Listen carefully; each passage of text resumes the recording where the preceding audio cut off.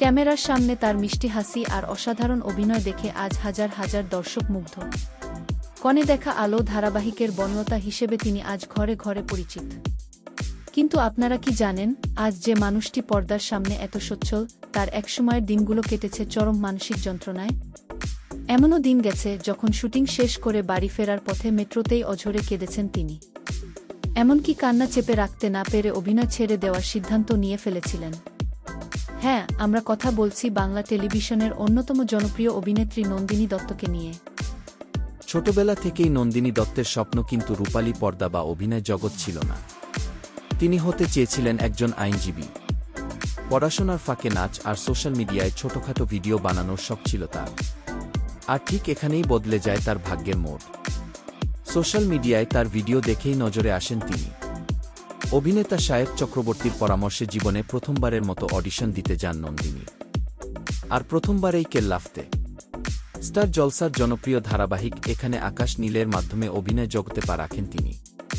পরবর্তীতে শ্রীরামকৃষ্ণ এবং বসন্ত বিলাসের মতো ধারাবাহিকেও তিনি নিজের অভিনয় দক্ষতার পরিচয় দেন। কিন্তু গ্ল্যামার জগতের এই আলো ঝলমলে পর্দার পেছনের অন্ধকারটা কতখানি মারাত্মক, তা নতুন অবস্থায় হাড়ে হাড়ে টের পেয়েছিলেন নন্দিনী। অভিনয় জগতে একদম নতুন হওয়ায় শুটিং সেটের পরিবেশের সাথে মানিয়ে নিতে ভীষণ সমস্যা হচ্ছিল তাঁর। সামান্য কোনো ভুল হলেই শুনতে হতো তীব্র বকাবকি আর অপমান। সহকর্মীদের করা কথা আর সেটের পরিবেশ তাঁর ওপর এমন মানসিক চাপ তৈরি করেছিল যে প্রতিদিন শুটিং শেষে বাড়ি ফেরার পথে মেট্রোতে চেপে ডুকরে কেঁদে উঠতেন তিনি। অভিমান আর অপমানে একসময় নিজেকে বড্ড একা মনে হতো নন্দিনীর।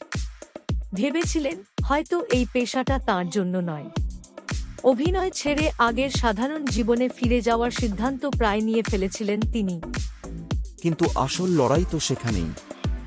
সব প্রতিকূলতা, অপমান আর মানসিকভাবে ভেঙে পড়ার পর অনেকেই হেরে যায়, কিন্তু নন্দিনী হার মানেননি। চোখের জল মুছে নিজের ওপর বিশ্বাস রেখেছিলেন তিনি। সেই প্রথম দিকের কঠিন আর তিক্ত অভিজ্ঞতাই কিন্তু নন্দিনীকে ভেতর থেকে ইস্পাতের মতো শক্ত করে তোলে। আজ তিনি বাংলা টেলিভিশনের এক পরিচিত ও সফল মুখ। দর্শক তাঁকে যেমন ভালোবাসায় ভরিয়ে দিচ্ছেন, তেমনি প্রতিটি চরিত্রে তিনি নিজেকে প্রমাণ করছেন বারবার। নন্দিনী দত্তের এই ঘুরে দাঁড়ানোর গল্প প্রমাণ করে, কঠিন সময় আসে ভেঙে ফেলার জন্য নয়, বরং নিজেকে আরও শক্ত করে গড়ে তোলার জন্য। নন্দিনী দত্তের অভিনয় আপনাদের কেমন লাগে? আর তার এই লড়াইয়ের গল্প আপনাকে কতটা অনুপ্রাণিত করল? কমেন্ট বক্সে অবশ্যই জানাবেন।